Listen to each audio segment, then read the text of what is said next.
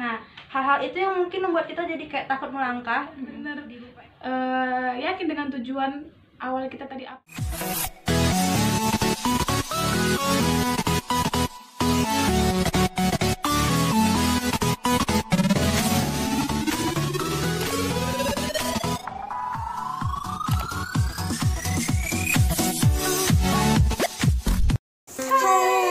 Nah, kali ini kami akan bahas tentang sebuah langkah kecil.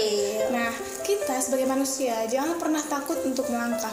Sekalipun langkah itu kecil, suatu saat nanti itu akan bisa menjadi dampak yang besar, apalagi jika kita lakukan dengan niat dan tujuan yang tulus. Iya, apalagi ada istilah first step is a big step. Jadi, langkah pertama atau langkah kecil itulah langkah yang mendobrak kita supaya untuk menuju langkah-langkah yang hebat lainnya, yang lebih besar gitu. Nah, di sini ada beberapa hal yang harus kalian hentikan atau stop jika ingin melangkah.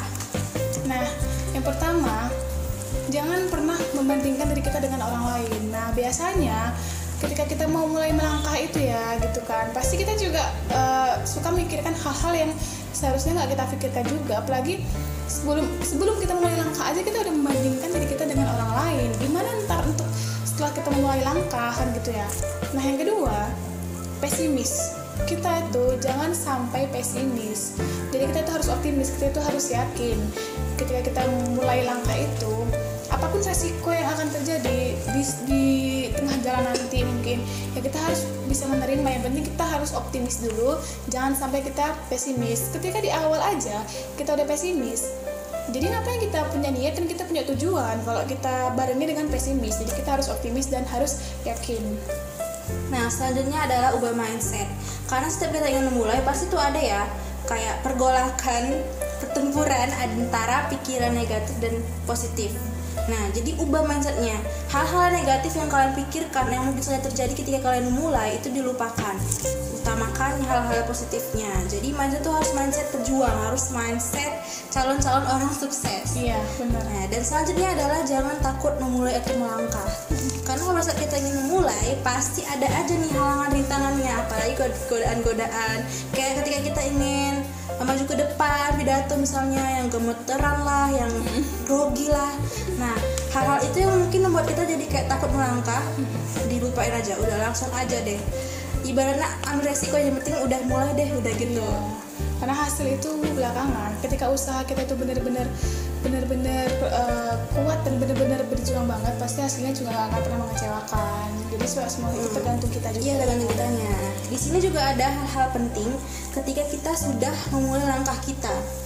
Nah, yang pertama, kita itu harus bisa membatasi diri kita dengan orang-orang yang membawa pengaruh buruk atau yang membawa kita menjadi berpikiran yang negatif-negatif gitu. Memang kita berteman dengan siapa aja, tapi kita harus bisa membatasi diri kita dengan orang-orang yang membawa kita menjadi buruk gitu kan. Jadi untuk apa kita berteman dengan orang-orang yang membawa pengaruh yang nggak baik untuk kita gitu. Itu kita harus batasi, Filter gitu ya. gitu.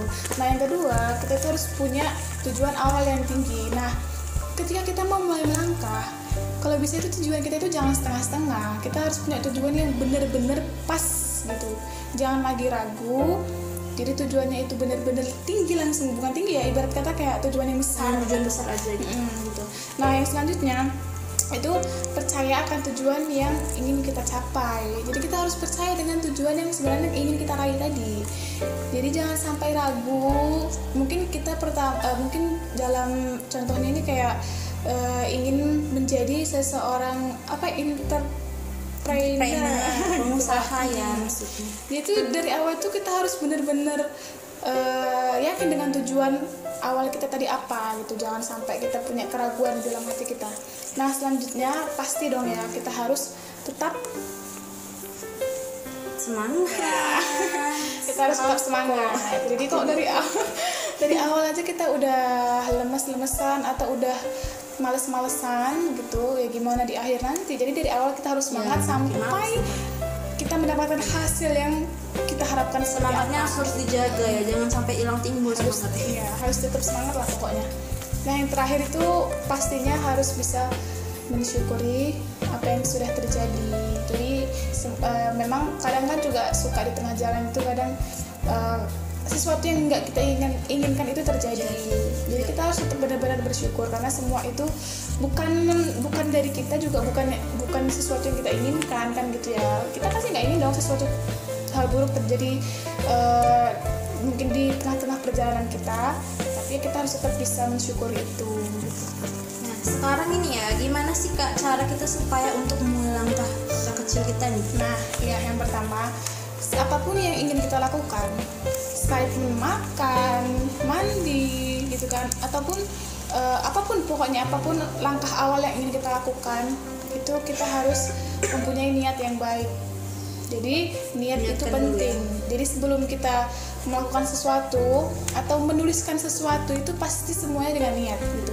Menjadi seorang penulis pun pasti dengan niat, menjadi seorang pengusaha tadi juga harus dengan niat, menjadi seorang motivator itu juga harus dengan niat. Karena biasanya ketika seseorang itu sudah memiliki niat, dia akan mudah untuk melakukan sesuatu yang dia inginkan. Karena kan itu kan memang niat dari diri kita sendiri. Karena kalau tiba-tiba kita melakukan sesuatu yang bukan dari niat kita sendiri, itu bakalan susah untuk kita gapai juga. Jadi semuanya harus benar-benar dari niat kita mau jadi apa, niat kita seperti apa yang harus kita lakukan, itu harus benar-benar dari hati. Nah yang kedua, kita harus memiliki rencana yang nyata. Nah rencana itu penting ya. Sekalipun kita mungkin ingin kayak misalnya ingin memasak gitu kan, itu juga pasti ada step by stepnya.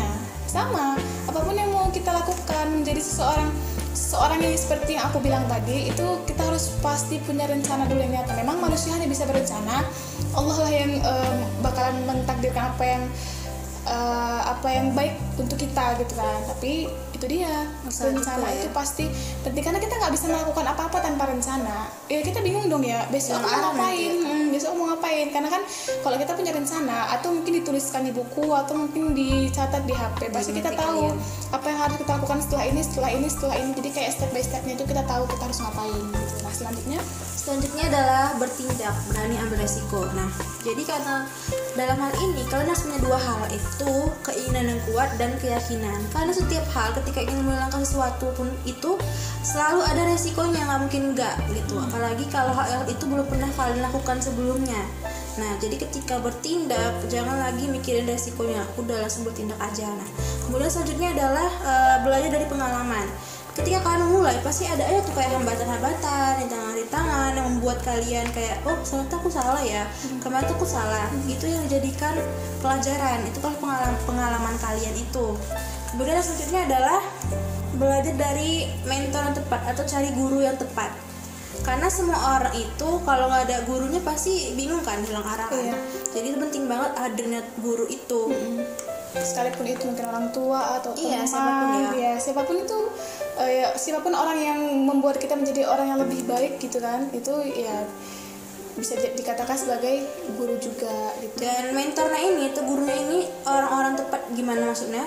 Emang orang-orang yang bisa membangkitkan semangat kalian, menjaga kalian. Ibaratnya orang-orang yang lebih tua, mungkin pernah lebih tua atau yang lebih dewasa walaupun seumuran ya, yang benar-benar bisa menjaga kalian supaya kalian tetap pada proporsi yang tepat, nggak apa-apa gitu. Walaupun sebenarnya langkah kecil kita itu sebenarnya keinginan yang kecil. Jadi kan kayak misalnya dari teman-teman, makanya aku bilang tadi kenapa dari teman-teman juga bisa, atau dari apa bisa. Kalau memang keinginan kita itu menjadi seorang motivator, kita harus belajar dari guru yang memang seorang yang bisa memotivasi. Kalau pandai public speakingnya bagus juga. Kalau emang pengen jadi seorang pengusaha, kita harus belajar dari seorang pengusaha. Jadi kita harus itu tepatnya itu di situ. Jadi kita harus pandai memilah-milih guru gitu. Jangan sampai kita ingin jadi orang pengusaha, tapi kita misalnya ke ustadz gitu kan. Itu kan biasa kalau ustadz kan ingin ke agama kan gitu. beda jadi seorang asatid gitu. Itu kalau memang kita ingin menjadi seorang asatid menjadi seorang asatid gitu. Jadi pokoknya itu tergantung apa keinginan kita dari langkah kita tadi itu gitu. Apa tujuan kita, pokoknya kita harus pandai-pandai dan memilah-milih guru yang tepat tadi gitu. Nah, terima kasih aja lah ya. Makasih.